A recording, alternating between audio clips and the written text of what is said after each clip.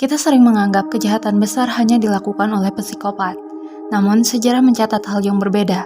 Dalam buku Eichmann in Jerusalem, Hannah Arendt memperkenalkan istilah banality of evil, bahwa kejahatan luar biasa seringkali dilakukan oleh orang biasa yang hanya merasa menjalankan tugas. Tapi, bayangkan kalian berada di posisi ini. Kalian hanya orang biasa yang ingin membantu penelitian ilmiah. Di depan kalian ada sebuah tombol. Di ruang sebelah, seseorang sedang berteriak kesakitan setiap kali kalian menekan tombol itu. Tangan kalian gemetar, keringat dingin mulai bercucuran, dan hati kecil kalian berteriak untuk berhenti. Namun, seorang pria berjas laboratorium di belakang kalian berkata dengan tenang, eksperimen mengharuskan kalian untuk terus lanjut. Dan anehnya, kalian tetap menekan tombol itu. Tahukah kalian bahwa dalam kondisi tertentu, orang yang paling baik hati sekalipun bisa menjadi alat penghancur yang mematikan? Hari ini, kita akan membedah eksperimen paling kontroversial dalam sejarah psikologi, eksperimen Milgram. Sebuah bukti kelam bahwa monster yang sesungguhnya tidak selalu bertanduk, melainkan bersembunyi di balik sebuah kata yang kita anggap mulia, kepatuhan.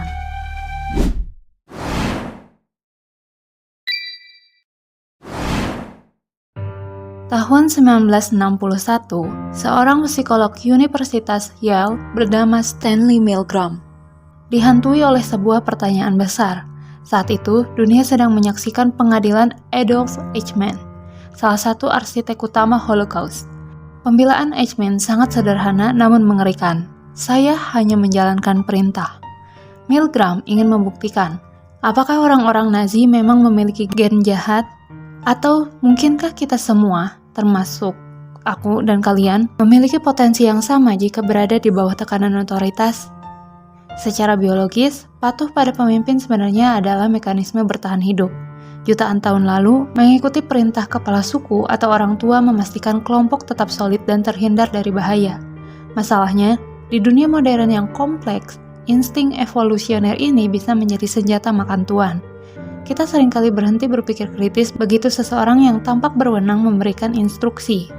Dalam jurnal orisinalnya yang berjudul Behavior Study of Obedience, Milgram menunjukkan bagaimana insting ini bisa dimanipulasi melalui 3 peran.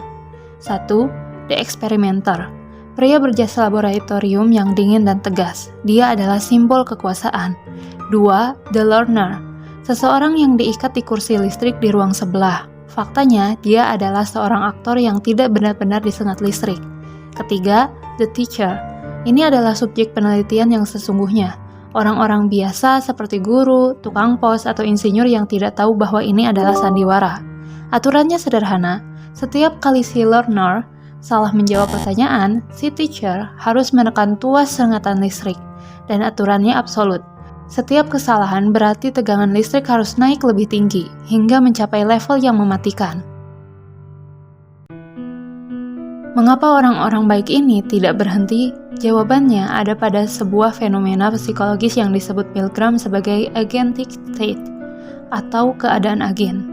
Dalam kondisi normal, kita berada dalam kondisi autonomus, di mana kita merasa bertanggung jawab penuh atas moralitas tindakan kita sendiri. Namun, saat otoritas masuk ke dalam ruangan, terjadi pergeseran mental yang drastis. Dalam agentic stage, seseorang tidak lagi melihat dirinya sebagai individu yang bebas bertindak.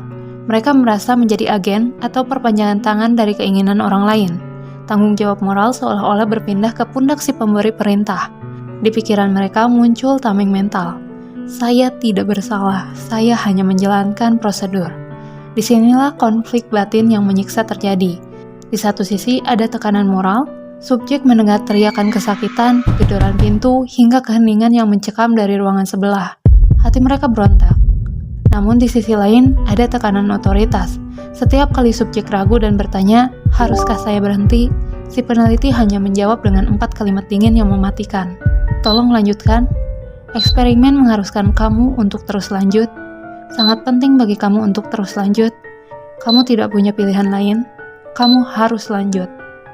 Inilah puncaknya, pertarungan antara empati manusia melawan kepatuhan buta. Dan secara mengerikan, sejarah mencatat bahwa otoritas seringkali memenangkan pertarungan ini. Mari kita bicara fakta. Data dari jurnal Milgram menunjukkan hasil yang mengguncang dunia psikologi. Prediksi awal para psikiater mengira hanya 1-3% orang yang akan sampai ke tahap mematikan. Tapi kenyataannya, 65% subjek, orang-orang biasa seperti kita, terus menekan tombol hingga mencapai 450 volt. Mereka tidak berhenti bahkan ketika si pelajar berteriak bahwa jantungnya mulai sakit. Atau saat ruangan sebelah tiba-tiba menjadi hening seolah-olah orang di dalamnya telah pingsan atau mati. Apa yang membuat angka ini berubah? Milgram menemukan bahwa jarak adalah kunci psikologisnya. Jarak fisik. Jika korban berada di ruangan yang sama atau tangannya harus ditempelkan langsung ke plat listrik oleh si subjek, tingkat kepatuhan bisa menurun drastis hingga 40%. Semakin dekat kita dengan penderitaan yang kita sebabkan, semakin sulit bagi kita untuk melakukannya. Jarak otoritas. Sebaliknya, jika si peneliti memberi perintah hanya lewat telepon dan tidak berada di ruangan, subjek lebih berani untuk membangkang. Otoritas butuh kehadiran untuk bisa mengendalikan. Namun, ada satu faktor yang paling kuat untuk melawan kepatuhan, solidaritas. Dalam variasi eksperimen lain, jika ada satu orang lain yang berani berkata tidak, saya tidak mau melanjutkan, maka peluang subjek utama untuk ikut membangkang meningkat pesat. Ini membuktikan satu hal penting. Kejahatan massal tidak membutuhkan ribuan monster. Ia hanya membutuhkan ribuan orang biasa yang merasa sendirian dalam keraguan mereka, dan tidak ada satupun yang berani memulai untuk berhenti. Eksperimen Milgram bukan sekadar sejarah kelam di laboratorium psikologi. Ia adalah cermin retak yang menunjukkan bagaimana dunia kita bekerja setiap harinya.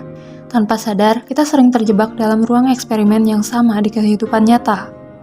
Dalam tragedi militer, eksperimen ini menjelaskan mengapa prajurit yang penyayang keluarga di rumah bisa berubah menjadi pelaku kekejaman di medan perang. Mereka tidak merasa sedang membunuh, mereka merasa sedang menjalankan tugas yang diberikan oleh pundak yang memiliki bintang lebih banyak. Di dunia korporat, kita melihatnya saat karyawan tetap melakukan kecurangan data atau penipuan konsumen hanya karena instruksi atasan. Mereka menukar nurani mereka dengan rasa aman agar tidak kehilangan pekerjaan. Berlindung di balik kalimat, saya hanya staf, saya tidak punya wewenang. Bahkan, dalam dunia medis, Milgram menemukan bahwa seorang perawat bisa saja memberikan dosis obat yang salah dan mematikan jika diperintahkan oleh dokter yang dianggap ahli, meskipun perawat tersebut tahu ada yang tidak beres. Dampaknya sangat nyata. Moralitas manusia ternyata sangat rapuh saat berhadapan dengan seragam, gelar, dan otoritas. Tanpa memahami eksperimen ini, kita akan terus berjalan dalam tidur. Merasa diri kita orang baik, padahal kita hanya sedang menunggu seseorang dengan jas laboratorium untuk memberitahu kita tombol mana yang harus ditekan. Lantas, apakah eksperimen ini hadir untuk membuat kita kehilangan kepercayaan pada kemanusiaan? Sama sekali tidak. Eksperimen Milgram bukanlah vonis bahwa manusia itu jahat. Ia adalah sebuah peringatan keras. Tujuannya bukan untuk memupuk pesimisme, melainkan membekali kita dengan keberanian moral.